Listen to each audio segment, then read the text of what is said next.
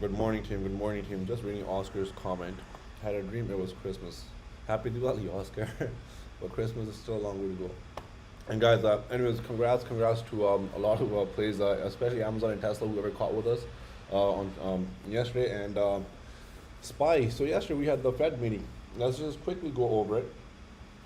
So basically, they're going to slow down the purchase of Treasury and mortgage-backed securities by $15 billion a month, right, from 120. So they were doing 120 monthly. Now they'll do a cut down 15. So they're still doing 105 billion purchase buybacks every month until they decide to end it, right? And then obviously there is no rate hike until taper is finishing, right? I think 2 to 3 FMC meetings go. I think around if I remember, April, May, June, or something. My stock, like when Powell made his comments, they already gave us a hint that they're not going to do no rate hikes until 2022. So going into every FOMC, some people are uncertain, they don't know what they're talking about, but that's fine. I mean, Fed can do anything at any time, but they're not going to lie to us, right? I mean, like that. So there was no rate hike, and then we saw a rip across the board, obviously on a lot of stocks, right? Tapering, I think the market was already expecting it from the last 1-2 months when they're going to announce it. And tapering and rate hikes, they're both different things. But for now, SPY index that we go over, this is a straight bullish uptrend, man. I mean, there's nothing saying that this chart's going to stop anytime soon. So we play from level to level, as simple as that. If you play the price action, if you play level to level, you will be right almost all the time. The stock can flush 100 points down, SPY index, but you will still be right if you're playing levels. All right. For now, as long as we hold about 460, this last support, which we have right here, I drew the red line, so I'll just zoom in a little bit, which is roughly 460. Right, that's our support. So we might go up, have a little pullback here, and then continue going up. So let's see. Obviously, we'll as the time goes, we'll have a better idea. But for now, SPY is just a nice little uptrend. Maybe this week we just completely rip, right? So today is Thursday, and let's see tomorrow, Friday. If we don't get any negative news, I think we slowly continue grinding higher. Tech also, Q's absolute monster, 382.50 was our level, but now is way above this. So but as long as we do hold above 382.50, which is the last support right here, the major support, I think we continue going up. And for now, today there's a huge gap up. A lot of tech names look great. The only thing I will say is make sure you guys manage your accounts, take some profits off the table, because even on a good day, sometimes red can happen. If the market goes red today, for example, that does not mean there's anything bearish in the market. That's just how the market works, right? I mean, it's not going to continue going up every day. There will be some red days along the way, but because we trade options, even at the index is being all-time highs, your account might be getting killed because you're not managing proper, right? So ask yourself, if the Qs, SPY, all these indexes are at their all-time highs, is your account at all-time high, or did you also hit all-time high yesterday, right? That's a good question to ask. If you didn't, that means because you're getting caught in the daily options action, right? Options is a very tricky way to play them. You have to understand the market. You have to understand how much money you put in, your sizing, everything comes to play, all right? So playing options, trading, and investing, two different things. I always say this: trading is something else, investing is something else, okay? So if you're trading, you have to lock in your profits. Right now, Amazon, Tesla's, we're in a bunch of profits. The smart ones will manage your account by locking in some profits, or maybe set a stop loss, right? And if you think there is going to continue going up, then in the long run, you will hurt yourself. All right, now let's go over some earnings. Oh, IWM, I do want to go over this chart that huge breakout, right? I mean, from this base from 2021, February 2021, from here until now, November, almost not 1 year, but about 9 months, IWM finally broke out, right? It kept holding on to 200 moving average. 50 is curling out, which is very bullish. IWM broke out. I do expect a retest around 236 sometime in the coming days, right? It might retest here on IWM, and then if it retests here once at 236 and it takes out 240, man, we're gonna get 250 so fast. All right, so I'm gonna write this note down on IWM, right? If we get a retest of 236-ish and take out 239, 240 levels, you guys have a $10 trade in my opinion to 250, right? So keep this on radar. Usually on a breakout, there's sometimes a retest. It might happen today, it might happen tomorrow, maybe Monday. If we do get the retest, it goes higher. Or sometimes they might just flag in near the top and then it goes higher. But maybe today it just completely rips. I have no idea. But personally, based on experience, I'm looking at a retest of about 236-ish, and then take out 239.40, and then we have a $10 move to 250. All right. So keep an eye on small caps. They're strong. They're breaking out. And QCOM had earnings. Absolute ripper. One of our members who used to be in our group, he told me used to work for QCOM, and that this company is doing great, right? With their product, with their services, and what they have planned. He said they're doing great. He's got equity and just go long leaps. But obviously, nobody knows what's going to happen in the markets. But he gave me some great comments, and looks like he was right. So basically, QCOM earnings, they beat huge by their revenues. They beat the earnings per share.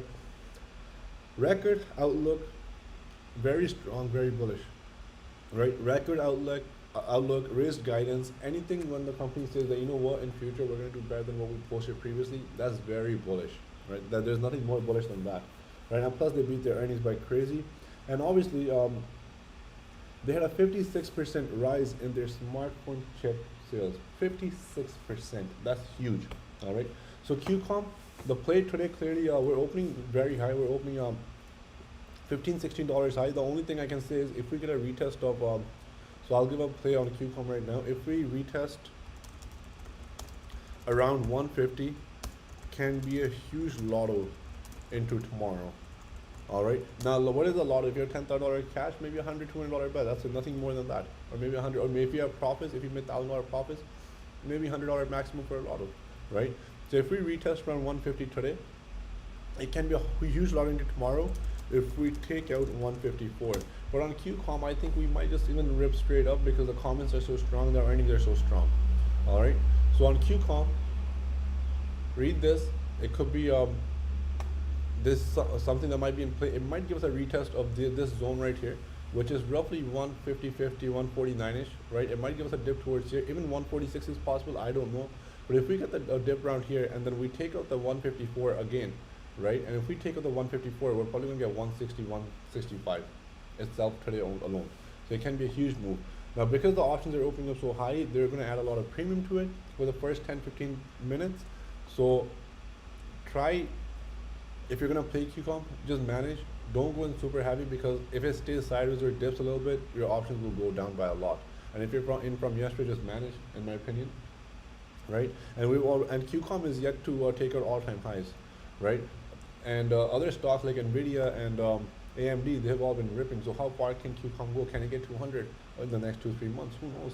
It's very possible. So keep an eye on QCOM, guys. Moderna, very nasty earnings, down 50 points. They deserve to be down 50 points, right? Earnings per shares missed, and their revenue missed by huge, right? I think they came in with 5 billion when the estimates were about 6 billion, and they cut down their outlook, right? And then there's nothing more bearish than that. So if Moderna fails to get 300, this thing is going all the way towards right here with a gap fill about 260. So Moderna, you can expect 260, the gap fill all the way right here at least, and it might even happen today, or they might touch the 200-day moving the average.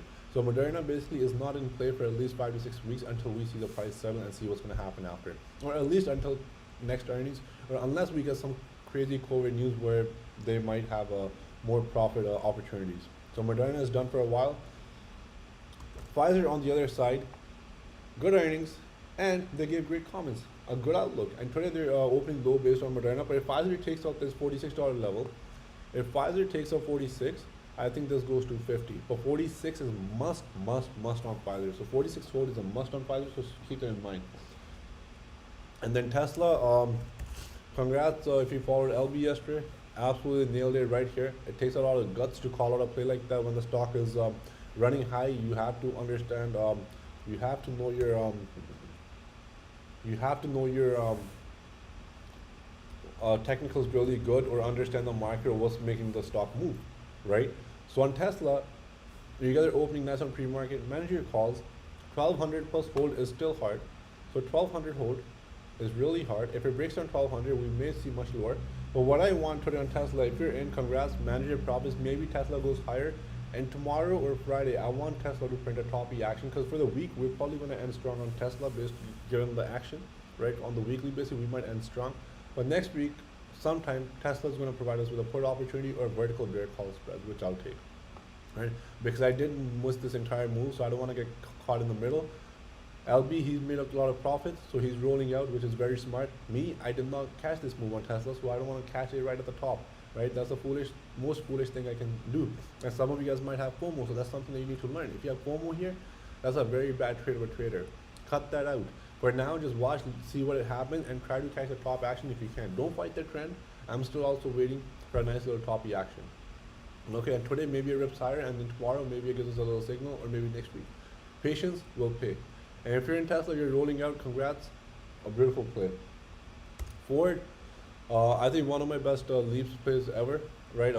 Still holding, converting my calls into spreads now, and we're opening high pre-market. It's made a huge move from 12 to 19. The biggest news for Ford right now is Rivian, as mentioned a few days back. I mentioned it as soon as the IPO came, or the news came that Rivian was going to open up on Monday. $60 billion in market cap. Ford is around the same, I believe, now, given this increase. And Ford is breaking out of a multi-year base. That's the biggest thing, right? Nobody goes on these charts, but I'll go on them again. I think I mentioned. On the monthly, we are in resistance zone, and we actually just got through the resistance zone. So Ford technically is supposed to see around 24, 25 in the coming month. All right, it might even happen next week. Who knows if Rivian flies, if Rivian goes to maybe 100 billion on the IPO day. And if Rivian dips on the IPO day, then Ford will also take a little dump, right? But Ford, we're in from before. Our leaps are up almost 200% almost. Manage yours. I scaled out, I sold and converted into spreads now. So my leaps are completely free. Whatever I'm holding with up to 500% potential. All right. Explained this yesterday or the day before, I believe. So manage Ford, a great play. Amazon, another play which we caught. I usually don't ever follow nobody on Amazon. I never follow anyone on Amazon because I have my own thesis on Amazon. But this time I decided to follow Goldman Sachs, right? Because I did agree with what he saw. Just based on my experience with Amazon, I agreed with what he saw, and I also caught it, right? It was just trading right near the 200 moving day average, and then it gave us a nice little signal on Tuesday. So I had calls with him, and yesterday they absolutely ripped. They're up huge. I'm still holding mine, right? I'm still holding my Amazon calls. I'm probably not going to sell them into next week, or unless I get a huge move today or tomorrow. But the only thing that matters on Amazon is, just remember, guys, I will repeat this again. Some of you guys already know, 34.63. This number was given to you guys way before last week, right after earnings, that this is the number that it needs to get through. It was actually given before earnings, I believe, 34.63 hold, right? It gave us a little top above, pop above on 28th October, but it wasn't able to hold. Okay, so 34.63 is still the number it needs to get above, and then we see what happens. For Amazon, any position you're in, whether it's Goldman Sachs, whether it's mine, whether it's LB's, whether it's anybody's, just manage your up nice. You don't have to hold if we're holding. Maybe I'm playing with profits, or maybe the option money that I can afford to lose. All right. So Amazon has a long way to go if it rips to 34.63. And my original play on Amazon will start after 34.63. So patience will win in the long run. AMD, absolute monster. There's a complete rip up from 100 to 120, 130, a 30% increase in like less than a month basically. Same thing can happen to many other stocks. So AMD, keep an eye on. I think a little bit extended, but who cares about extension with the market given these days? Sometimes it is continue going up. If you're in AMD, just roll out, keep rolling out until the momentum stops, right? And our leaps, if you're still holding my 2023 leaps on AMD, they're up huge, more than 100%, and they look really nice. One contract for 2,000 is now, I believe, $4,000. So congrats on those. Baba, one of our members, a new trader, a few months in, and he's just totally surprised many of us. One of the best returns I've ever seen in such a short period of time. Yash also mentioned this, right? Inverse head and shoulder technical pattern possible on Baba, right? Me, I personally just look at it as a base. I don't go too deep into those technical patterns, but for me, it's just a strong base that it held, right? A strong base right here, which it held. And now, as long as we hold above this base, which is 170, right, and then 172, we see 180. Baba has earnings today. Anything can happen. What will depend is on their comments, right? Sorry, guys. So a lot depends on their comments. But Baba, given the uncertainty, negativity from China in this entire year, 180, if Baba gets a hold of 180 plus, this is a psychology that you guys need to understand. Read books if you need to. 180 plus, it will give confidence to investors that, okay, you know what, Baba's back in play. It bounced from 140, it's at 180 plus. People that sold Baba in fears, they will start coming looking at Baba again. Because for so many people, Baba's still a shit stock because it's trading near the lows. At 180, it gains confidence and it cracks more eyes. At 220 is confirmation. People are going to come in with FOMO and people will think, okay, you know what, it's time to get back in. China is back in play. And this is probably going to make a huge move from 220 to 260 or 300 in the following year. I may be completely wrong. We can have more negative news at 220 that China shuts down something maybe and then it dips again. Who knows? But 180 investor confidence, 220 plus confirmation. They have earnings today. Let's see what the earnings say, and then we go on from there. And other than that, that's my notes for the day. And one chart that I do want to go over is shop. Guys, keep an eye on shop. It's right now it's just near this zone where it's very hard for it to take out the price. I wanted to buy shop lottos yesterday, but I didn't buy it because this zone there's a lot of supply demand in the fight in this zone. But maybe if it takes out 1600 in the following days, I might play to the upside, or maybe I'll play a butterfly so that we don't pay a lot of premium. But shop, if it takes out the highs of 1535, if it takes out 1535, we might see 1550. All right, there's a $15 move, but the only thing is spreads are so wide on this name. Right, so for $15 move, you might get some. So 1535, if it takes out, 1550 is likely. And Walmart, we bought a lot of kind of calls yesterday, right? I still saw something, maybe that it's possible that it takes out all-time highs this month. It's not too far away from it, right? It's $3.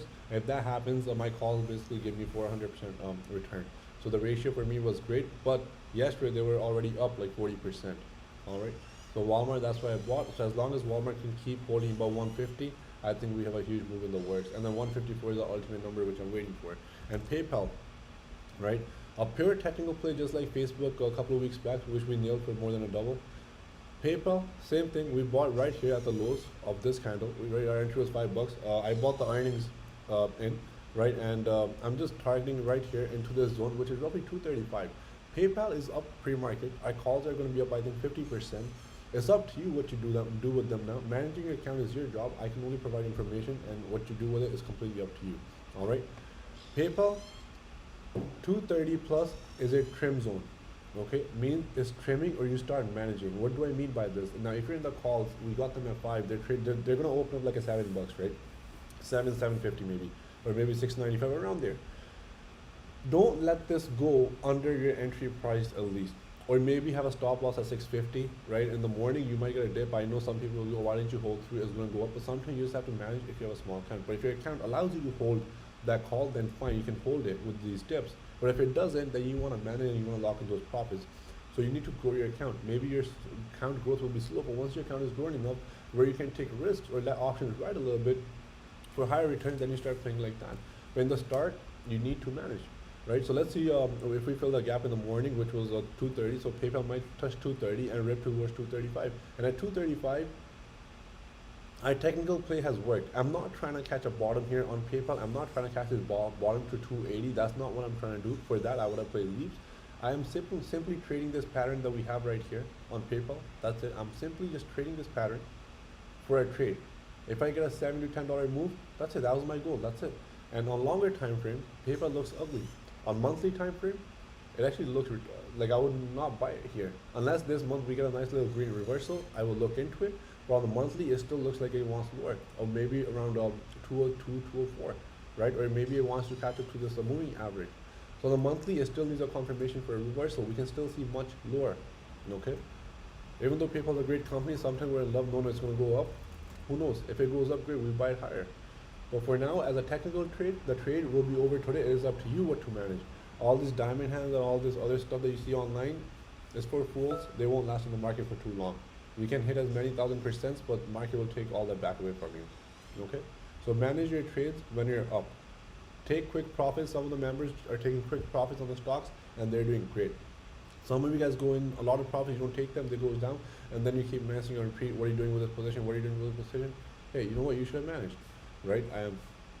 My account and your account is completely different. Gree I mentioned a few days back, guys, in the chart. I don't follow this company, but man, looking at the chart, I think this has a move towards $50 or so. This can probably see towards the 30 plus, right? The options I wanted to buy, I did not like them. But this, they had a reverse split, I believe, back here, right? 23 to 200. Okay, I need to look more into them. But Gree, just a lot of flow has been coming in this market. That's all I can tell you. A lot of bullish flow came into this stock, right? In order for me to make any comments, I do have to do further research on the company. I just don't want to say something. But technically, If we break 27, you guys have all the way towards 30 plus. All right. If we break 27, you have all the way towards 30. All right. And but a lot of bullish flow. This company is on my radar. I just didn't have the time, get the time yet to look more into it, maybe over the weekend. But this company has been getting a lot of buying on the options. Overstock OSTK. Oscar, I was so close buying leaps on this name, and it was just sideways for a long time, which was right here, right? August and September. I really wanted to get leaps on this name because it kept holding this base, and it just broke out. But overstock, let's look at the weekly. Just like other charts, and now if you were a technical trader, this is what you would sort of draw here, right? It broke out on the weekly. As long as we hold above this level, right? As long as this current level right now, Oscar, which we have is roughly 104. So I would say it has to continue holding above 100 plus. It continues holding 100 plus here on the weekly basis. We have much higher.